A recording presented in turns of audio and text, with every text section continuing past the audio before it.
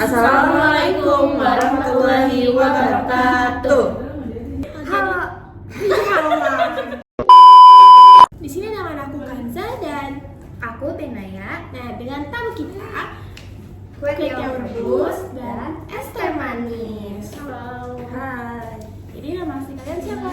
Aku Keita Rahmadini. Aku Dinanda Ulia Zahra. Oke. Oh my god. Tapi kenapa ya kira-kira mereka bisa jadi kue tiaw sama es teh? Ayo kita simak aja ya. Dengar-dengar kalian tuh murid SMA 9 ya? Iya. Oh, gimana tuh caranya biar bisa masuk kelas 9? Kasih tahu dong tips and triknya. Kalau aku sendiri kan jalur prestasi. Nah, kalau Kinar, jalur apa Kinar? Kalau aku sendiri tuh alhamdulillah rumah aku dekat dari 9, jadi aku masuk jalur zonasi. Dan ini aku jelasin dari jalur prestasi apa zonasi dulu? Coba dipelajari dulu sih. Jadi alhamdulillah aku bisa keterima ke SMA 9 karena aku udah pengen banget dari SD. Jadi aku mau apa ya? Sebenarnya sih alhamdulillah bisa masuk SMA 9 jalur prestasi itu karena emang udah keinginan aku dari SD. Kayak lewat SMA 9 tuh kayak salawatin terus pengen masuk situ. Terus juga pas di SMP pun aku berusaha banget buat mempertahankan nilai atau menambah nilainya gitu biar rata-ratanya tuh bagus. Kayak belajar, maksudnya kayak konsisten dalam belajar. Kayak per semesternya itu bener-bener aku harus bisa mempertahankan nilai itu dengan ikhtiar yang bersungguh-sungguh dan juga berdoa gitu kan. Terus juga minta dukungan dari mama, papa gitu. Terus kayak coba buat ikut lomba-lomba biar dapetin sertifikatnya juga. Tapi sebenarnya kalau jalur prestasi itu sih aku lebih menekankan ke nilai per semesternya supaya karena kan kalau semester itu aku langsung nyoba jalur rapat. Jadi pakai jalur rapat pun juga kalau nilai semester kita insya Allahnya bagus gitu kan dengan hasil ikhtiar kita. Oh iya, tadi kamu nyebut-nyebut ikhtiar gitu ya? Ikhtiar tuh apa sih? Jadi tuh ikhtiar kayak suatu usaha yang kita lakukan untuk mendapatkan sesuatu yang kita inginkan dengan cara tuh ya kita berusaha terus, jangan lupa juga berdoa dan apa ya tetap berusaha di jalan Allah yang benar gitu. Maksudnya yang paling penting kayak ketika kita ingin mencapai suatu tujuan yang kita inginkan, jangan lupa untuk berusaha yang paling penting dan doa juga sebenarnya restu orang tua sih yang paling penting. Kita itu mama ya. Alhamdulillah gitu. Nah, kalau dari kaki nanti nih gimana nih? Kan Kak masuknya itu jalur zonasinya itu gimana tuh, Kak? Sebenarnya masuk jalur zonasi itu bisa dibilang ada gampangnya, ada susahnya. Gampangnya itu kita tinggal ngisi berkas, habis itu ya udah kita kirim gitu. Nanti nama kita tuh ada di urutan berapa, itu sih yang gampangnya. Tapi kan banyak juga ya yang masuk jalur zonasi itu melakukan kecurangan. Contohnya aja saat melakukan pendaftaran mereka itu mengganti alamat rumah mereka agar bisa lebih dekat dengan 9. Nah, mengganti alamat rumah mereka itu dengan apa? Mempalsukan kartu keluarga. Itu banyak banget dan itu sering terjadi. Cuman alhamdulillahnya aku itu berhasil masuk jalur zonasi itu di urutan yang cukup lumayan aman.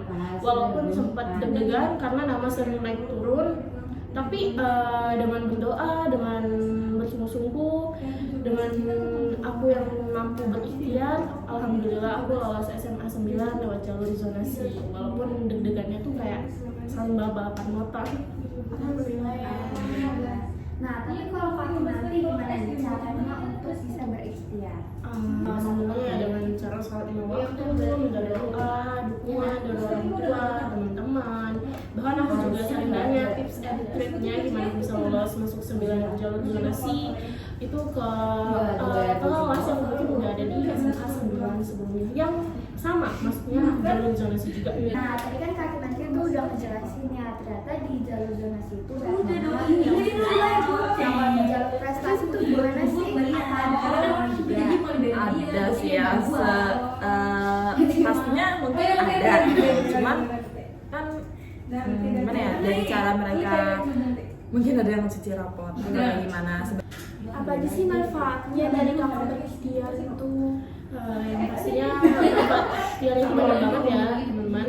Mulai dari kita yang alhamdulillah dimudahkan, dilancarkan, terus juga kita yang semakin dekat sama Allah. Dari situ kita makin belajar bahwa nggak semua hal itu bisa kita dapatin dengan mudah. Contohnya aja tadi yang udah disebutin sama kita, bahwa semoga di angkatan ini tuh apa ya, masuk 9 itu lumayan susah, tapi semoga orang-orang tersebut itu masuknya lewat jalur yang halal gitu, nggak ada kecurangan sedikit pun. Lalu juga manfaat ikhtiar itu kan banyak banget buat kehidupan, mulai dari kehidupan pekerjaan, pertemanan, habis itu pokoknya apapun yang ingin kita capai, usahakan kita tidak melakukan kecurangan. Kita harus bersungguh-sungguh dan terus bersungguh-sungguh. Menurut aku sih itu aja. Gue dari 60 bisa ternyata banyak banget ya guys manfaatnya. Nah sekarang gimana sih caranya dia memiliki sifat ikhtiar?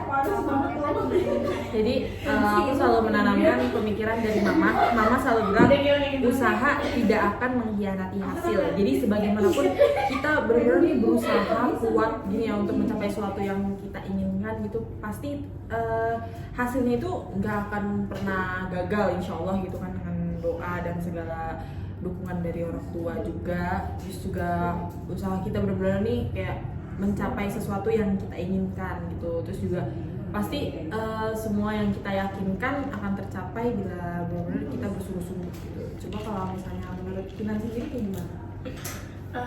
Tadi kan seperti yang kita jelasin ya, bahwa usaha tidak akan pernah mengkhianati hasil. Itu benar banget, apalagi kalau kita benar-benar bisa menanami itu dalam diri kita. Menurut aku pribadi, supaya kita tuh bisa memiliki sifat ikhtiar, yaitu apa? Yang pastinya kita nggak boleh berpikiran untuk melakukan kecurangan.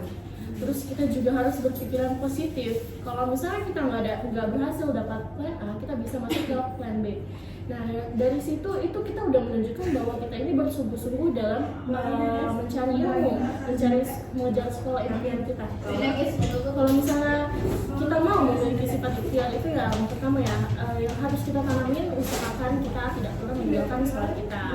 Lalu juga selain sholat kita bisa bersolawat, mengaji.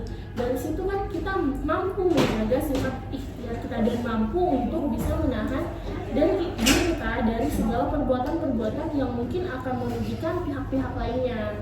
Nah, lalu juga kita bisa bersungguh-sungguh, bisa menanamkan sifat-sifat itu sih udah apa ya? Udah bisa dibilang setidaknya kita tuh jujur sama diri kita, sama orang lain, dan sama hasil yang akan kita dapatin itu.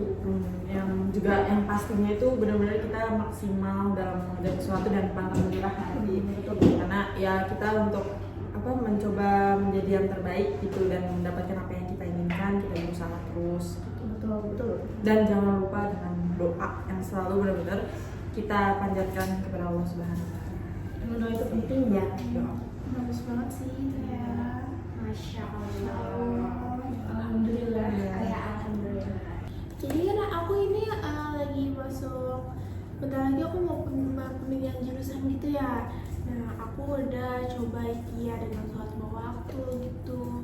Nah aku mau minta tips gitu, selain sholat lima waktu apalagi ikhtiar yang bisa aku lakuin. Sebenarnya sih kalau aku insya Allah selalu pengennya menerapkan zikir pagi petang, karena itu mama aku juga selalu, Dek, jangan lupa buat zikir pagi petang, karena emang benar-benar membantu. Misalnya kita zikir pagi, menyelamatkan kita tuh dari segala mara bahaya ke sore, ke petang gitu. Terus dari petang juga bisa menyelamatkan kita dari mara bahaya ke pagi. Jadi melindungi diri kita gitu, dan selalu membantu kita buat benar-benar berikhtiar dalam beribadah. Terus juga jangan lupa baca Al-Quran minimal 1 lembar 1 hari, itu minimal banget di saat kala sibuk juga. Terus juga misalnya setiap malam Jumat tuh mama aku ya selalu ngasih tahu dia, Dek, jangan lupa baca Al-Kahfi gitu, karena biar bisa melindungi kita dari Jumat minggu ini sampai Jumat minggu depan itu juga. Dan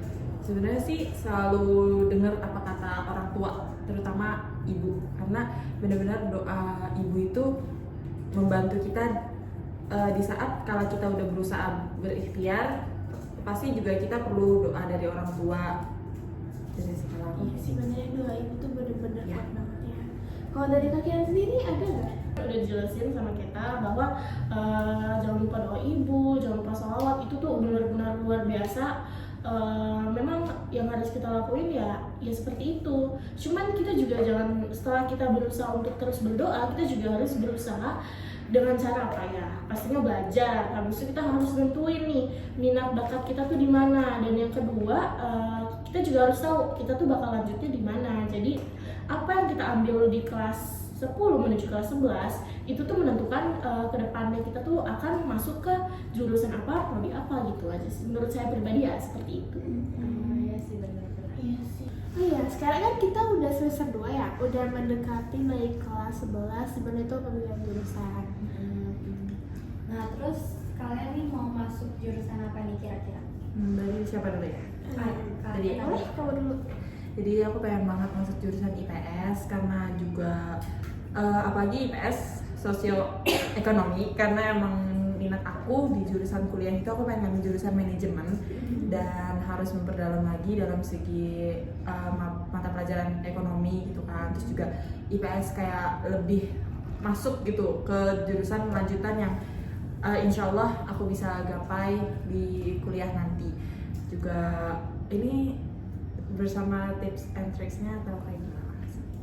Boleh. Ikhtiar kamu buat masuk jurusan itu gimana? Jadi mulai dari sekarang sih lebih apa ya, sebenarnya selama kelas 10 ini kan mata pelajarannya masih gabung ya, dari IPA juga ada IPS juga, dan pastinya selalu apa ya, menaikkan dan berusaha memperbaiki nilai semesternya biar nanti bisa masuk SNMP eligible gitu kan. Terus juga IPS-nya kayak ekonomi, sosiologi gitu, itu juga aku lebih perdalam lagi supaya nanti di kelas 11 itu aku bisa udah lebih berkembang gitu di kelas 11 itu untuk menempuh jurusan yang aku inginkan di kuliah nanti.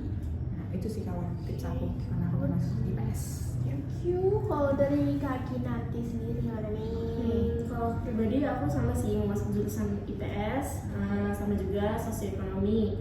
Kenapa aku masuk jurusan IPS? Karena sebetulnya itu emang udah sebelum masuk SMA aku emang udah planning buat masuk jurusan itu.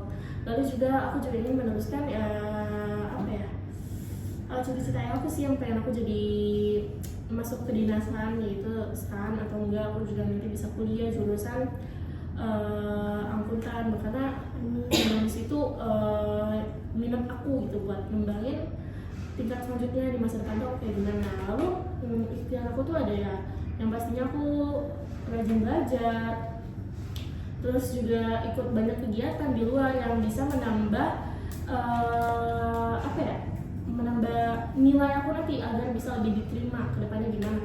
Lalu juga yang pastinya kita kalau mau kayak gitu tuh harus kuat-kuatin yang namanya belajar bahasa. Cuma baca bahasa Inggris, bahasa Taiwan, yang karena emang lebih banyak sih di mana. Maksud aku tuh lebih ke bahasa Mandarin sih, bukan Taiwan. Dari situ. Lalu juga ikhtiar aku ya yang pastinya seperti yang tadi kita bahas, nggak lupa sholat, ngaji, belajar, karena itu tuh penting banget. Lalu untuk kelas 11 nanti aku benar-benar harus fokus sama pendidikan aku, karena itu yang mau aku tuju. Thank you banget, kalian udah sharing-sharing pengalaman kalian di sini, udah bantu kita juga buat ngejelasin ikhtiar itu apa ya. Itu ilmunya sangat bermanfaat banget sih. Ya, sama-sama juga udah mengundang kita, dan semoga yang kita inginkan semuanya tuh tercapai gitu, dengan segala ikhtiar dan doa dan berusaha. Oke, makasih banget ya. Ya. Dah. Next time, nggak tahu lagi Aks nih. Oke. Jangan kapok. Assalamualaikum warahmatullahi wabarakatuh. Umi tambahin nilainya banyak kan nih. Amin. Oke, 100 ya Mi. Kita sayang Mi. Udah aja.